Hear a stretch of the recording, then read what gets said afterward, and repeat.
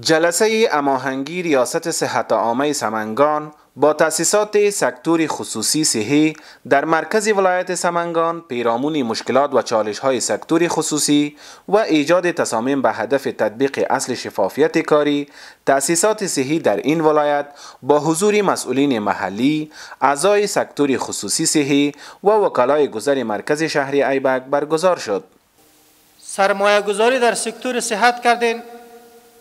قانون حکومت حاکم چیزی را که برای شما میگه با او خدا آراسته بسازین و از سمت دیگر فقر، تنگدستی، نیازمندی و بیچارگی جامعه را نیز در نظر داشته باشین.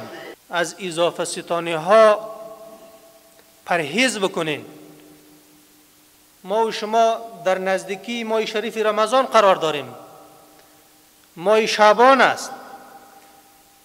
طبق فرهنگ اسلامی و نمودهای شریعت مبین اسلام نیکی ها در ماه شریف رمضان چند برابر افزایش می‌یابند. هدف از سرمایه گذاری شما فراهم شدن مال و دارایی شما می باشند. برای توسعه اقتصاد و مالی تان شما قدم برداشتین.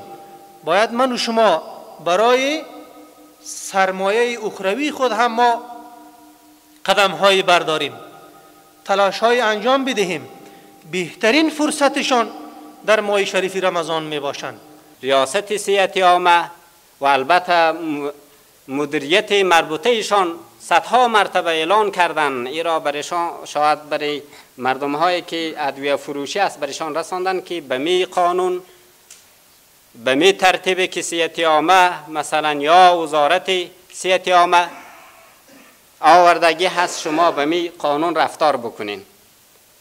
اگر در حساب قیمت دوا و اگر در حساب نوشته کردن نسخه ها یا در حسابی که مردم ها در داخل صحت عامه کار میکنن و کسی را در بیرون روان میکنن، خدای نخواسته اگر در اینجا بازم امارت اسلامی یا با هماهنگی جناب رئیس این شخصا اگر گیر شود سخت مجازات می شود.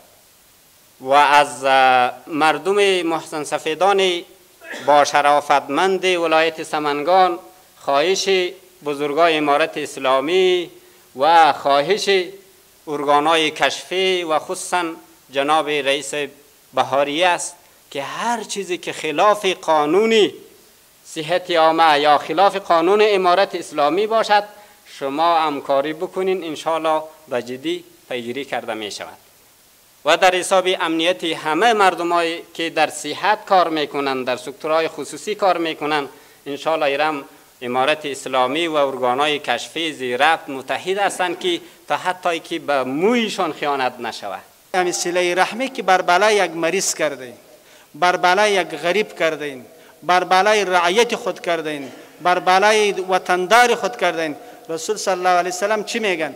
تزید فی العمر، اضافه کی در عمر میار. اگر دکتر صاحب امرای مریض، اگر رئیس صاحب شفاخانه یا دکتر صاحبی که در شفاخانه است یا در هر اداراتی که است، اگر با امرای مردم صله رحمی کرد، ای کارشان به طریقه احسن و خوب پیش برد، رسول صلی الله علیه وسلم تزید فی العمر، عمرتان را اضافه میکنه.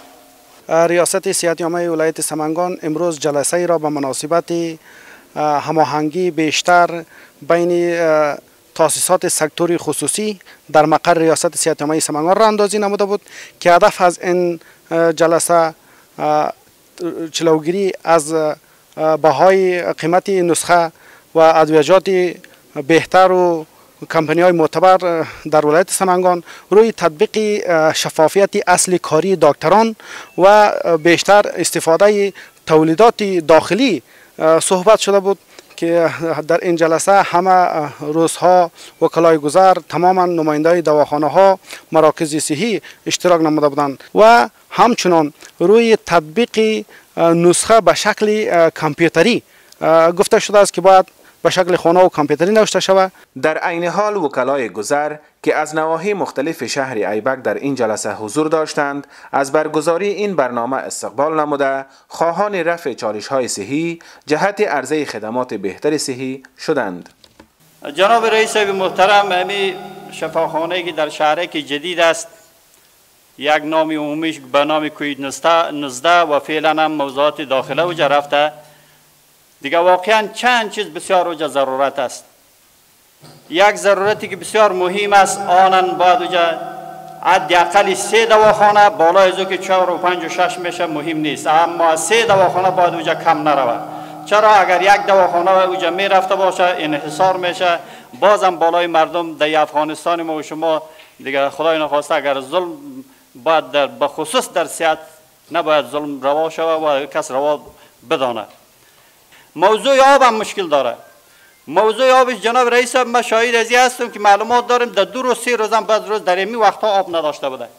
یعنی باید از طریق ریاست آبرسانی، چون که شما در رأس هستین، رئیس هستین یا امروی والی صاحبی، باید حداقل یک اینجا داده شود، 2 اینجا، به خاطر یک نیم اینجا آب داره، بعض روز اونجا حداقل کس نه به وضو کردن برش آب رسانده میشه و نه در خب مریض که باید آب و برق و چیزا رو حتما داشته باشه. دکتر صاحب محترم، ما و شما میدانیم یک مریض چی مشکلات داره. شما باور به خدا بکنید که تاوانی از این عکس یک تعدادش نداره که فیسی دکتر بده. از این درست است، تجارت برای از این است که ما و شما فایده بگیریم، لکن فیصدی یک بسیار ناچیز. اگر ما و شما در مقابل مریض رحم نمیکنیم، این را قبول بکنیم، فردای قیامت از ما و شما بسیار جدی پرسان میشه، بازم آخرین جزا را در مقابل ما و شما میاد. چرا که ما و شما اونا مظلوم است، از مظلوم در اسلام ما و شما بالای مظلوم هم که ظلم بکنیم، خدای اون خواسته باز خدا ما و شما را نمیبخشه. در همین حال اعضای سکتور خصوصی صحی سمنگان همکاری با ریاست صحت عامه را یک امر ضروری دانسته برای رفع چالش ها از برگزاری این جلسه استقبال نمودند. این جلسه کاملا مفید بود، بسیار سودمند بود. کاش که هر وقت زود این جلسات رقم دایر شود، از نظرات ما دیگر آگاه شود، ما از نظرات رئیسای قریه و مردم و ریسفیدای خود آگاه شویم که چی مشکل داره مردم و دیگه ما 100% همکار هستیم با ریاست صحت عامه خود، با همکارای خود و ما از مردم هم این خواهش داریم که کدام مشکلی را میبینن اون امروز یکی از کارهایی که شد نمبر تلفن سهم شکایات و دیگه برای مردم توضیح کردن که اگر شما مشکلی میبینین ایتو خود مستقیم را اصلا کدام کاری نکنین، به این نمبرات تماس بگیرین، کسایی هست که وظیفه دارن که این مشکل شما را حل کنن. این در حال است چند پیش جهت عرضه خدمات بهتر صحی، بخش های داخله، صحت روانی و جلدی در شفاخانه 50 بستر کوید 19 واقع سرک قماندانی امنیه سمنگان انتقال یافته است.